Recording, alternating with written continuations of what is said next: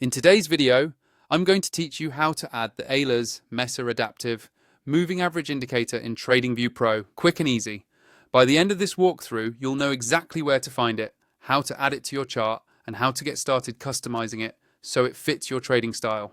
First, make sure you're logged into your TradingView account and you've got a chart open for any market you want to analyze. This could be stocks, crypto, forex, or anything else you normally trade. Once your chart is open, look toward the top of the screen for the Indicators button. It's usually labeled Indicators or has an icon that looks like a little graph.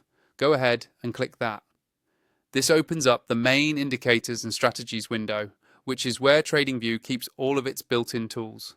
Inside this window, you'll see a search bar at the top. Click directly into that search bar so your cursor is active there. This is where we're going to look up the specific indicator. Start typing Ehlers MESA adaptive moving average.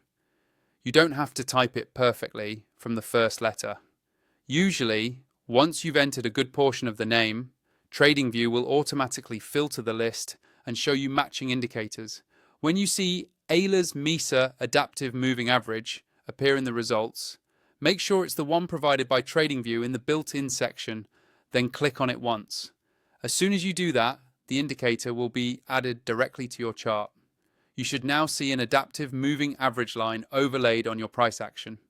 This line responds to market conditions, aiming to stay smoother during choppy periods while still being responsive when the market starts trending. Next, let's adjust the settings so it works the way you like. On your chart, move your cursor over the indicator's name in the top left of the chart area. You'll see a small gear icon appear next to it. Click that gear icon to open the settings panel. Here, you can tweak inputs like length and other parameters, and adjust visual elements such as the color and thickness of the line. Take a moment to choose colors that are easy for you to see and that stand out clearly against your chart background.